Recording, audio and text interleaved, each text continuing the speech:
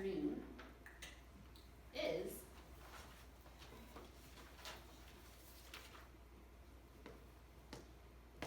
talk about how to say yes and when to say no, because sometimes it feels like this guy. That looks like me. Little less here. Little cross-eyed. Little less here. So,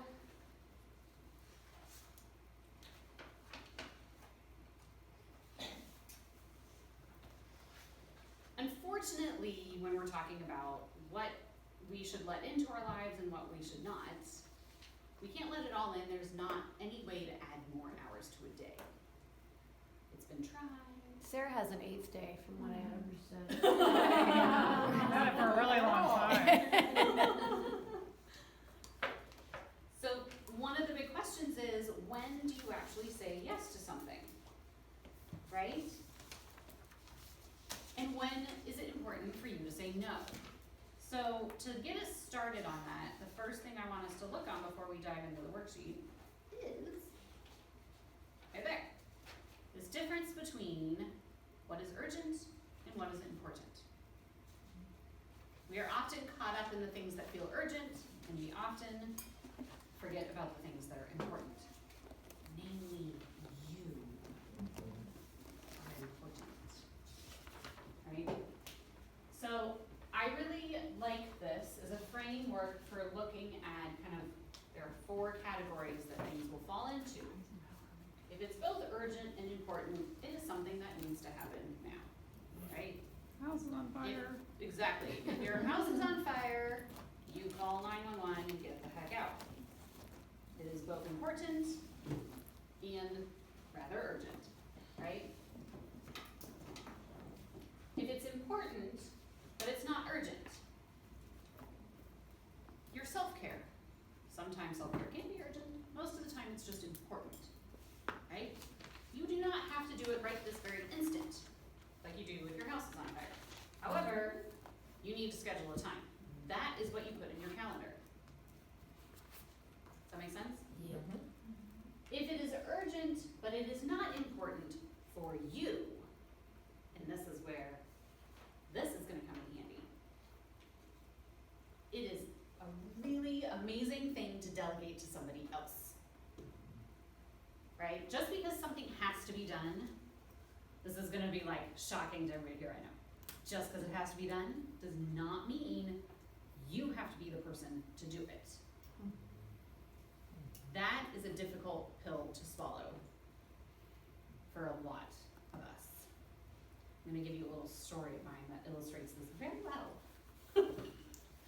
This just happened, maybe 4 months ago, right? Still going through all this myself sometimes. So we were having a particularly busy time. Either I was traveling for work, or when I was home, we had house guests. It also happened to be, in my family, all 4 of our birthdays are squashed within a 4-week period of each other. So it also happened to be during that time as well, which also happens to fall at the beginning of the school year. Oh, ow. So there are school activities going on, I'm traveling, we have visitors, we've got birthday parties, all the rest of it. And I have a big deadline for work coming up. And that's really important for me, right? That would fall under the urgent and important category. Nobody else can do it. I am a solopreneur. There isn't anybody else to do it. It's just me and my business. So I have to do it, and it was urgent. We also had a gathering of 30 people, like the next day. And actually, I think it was 2 days later. And we had no food in the house. We live 40 minutes from the nearest town or city. So you have to drive down to Visalia to do a significant kind of grocery shopping, which is 40 minutes down, however much time it takes you to go through Costco, and then 40 minutes back. It's usually about a 3.5, 4 hour kind of thing. So not a small task. I happen to be the one in my family who always does the grocery shopping because my husband's work is the opposite direction, Oh, that's a bummer. right? Ouch. So that just is how the cookie crumbles, which is fine. I usually don't mind it. And I'm sitting on the couch out with my computer, being like, if I can just get this done, I can make it to the grocery store this afternoon, and then I can be home for the kids, and right, and I'm like, and it's starting. You can feel it. And my husband, who was working from home that day, he walks in and he's like, hun, I'll take the afternoon off, let me go to Costco. Like, you're taking on too much. I can do this. And my first reaction was, what if he gets the wrong thing? Been there. Better control it. Right? He's not gonna get everything on the list that I need. And then what am I gonna do? Literally, I didn't even say anything. Nothing. No words came out of my mouth. Just the physical reaction. And he looks at me and he goes, seriously. It's okay if I go to Costco. You have to let me go. And it wasn't until he said that I went, oh, holy shit, what did I just do? Like, I didn't even recognize that reaction until he called me out on it, and I'm like, okay, deep breath. I can let you go to Costco. It will be okay. The sky won't fall. I won't die. We won't poison our guests. It was funny that he said the word let though. It totally. Well, and I don't know if he said let or not, but that's what I'm saying right now. Right, that's what you took out of it. Totally. So, but, right, that was an urgent thing that needed to happen. I did not need to be the one to do it. Now, it was a slight struggle for me to delegate it to somebody else, but I did. And it meant I met my work deadline, I felt a lot better about it, I wasn't stressed out, and oh, by the way, we still got food in the house and we had a lovely party the next day. This is where the key lies to opening up your schedule. Right here. Is not taking things that are urgent as I have to do it now. Right? The other big time suck is right here. When it's not urgent and it's not actually important. But we use it as a distraction. This is where distractions lie. Are you one of those people who, before you can sit down and do work, everything has to be like neat and tidy on your desk? You need to come live at mine. That's just me, I really. need you. When I leave, I do though, cause it's like chaos, right? It's Yeah. picking up the chaos. So think about things that you do when you are procrastinating. I always knew when my husband was procrastinating writing his dissertation when he started cleaning the house. That's me. Yeah. Laundry. Yeah. Totally, right? Laundry's a great I one. do that one, that's my Oh my go-to. gosh, It's definitely laundry mine, has too. to be done, eventually. But so often we use stuff like that as, oh, but it has to be done right now. Really? No. Are you sure? You can go for your walk right now instead? Yeah. Right? Yeah.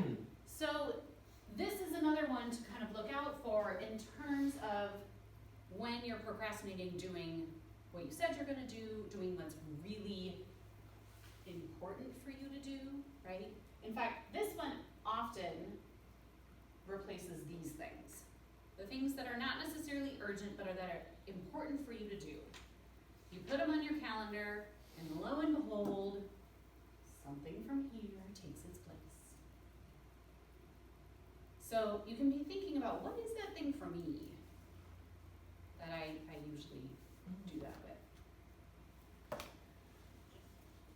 Now, what happens when someone asks you to help them with something, request, right? And you feel that like tug of, oh, I really should say yes, right? That is what we're gonna do here. So, this I call your decision filter.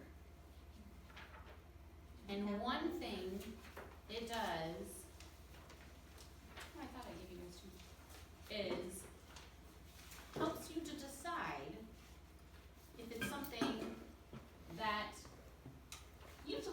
are pretty self-explanatory, right? If it's urgent and Yeah, important, yeah, typically we know it, Mhm. right? This filter really helps you decide if it's here or somewhere down here, Mhm. right? If it's important for you versus either shouldn't be done at all or it needs to be delegated. So what I like to do when requests come to me is I ask myself these 4 questions that are here. Does it move me towards my purpose or vision? This can be my purpose or vision in work if it's a work-related thing. It can be my purpose and vision in my health, right? Which consequently means my life. Good knowledge. Right? So you can use it in either location. It depends on if the request coming in is work related or not. Does it fall within my wheelhouse of skills and abilities? Guess what? If it's not your wheelhouse, it's probably somebody else's wheelhouse. Mhm. Perhaps they would be a better candidate for fulfilling that. Will it improve my quality of life? Meaning, if I say yes, is it gonna stress me out between now and when it's done? Right? That shouldn't be the case. Will it be fun? Because guess what, folks? Life should be fun. Even when we're pushing through things, even when we're challenged by stuff, we're still allowed to have fun. I think as adults, we sometimes think we have to be very serious. I think that is highly overrated. Right? You can be smart, you can be intelligent, you can be hardworking, all of those things, and you can still have fun. If I can answer yes to at least 3 of these questions, preferably all 4, then it's something I consider putting right here, and I find the time to schedule it. Right? If I am not answering yes to at least 3 of those questions, I know it falls down here somewhere. It either needs to get delegated, or I just need to say, I'm sorry, I can't do it. And let them figure it, right? So these are not necessarily the only questions that you can use for something like this. What I'd like you guys to do, I originally thought we'd do it as group. I think we're gonna do it first as small groups. And then come back and kind of share what we discovered. But I'd like you to brainstorm your own questions. What makes sense in your life, in your work, with your family, extended family, with your friends? What are the kinds of questions that make sense for you to ask to know if it's something that should be up in the green or down in the orange, red-ish color?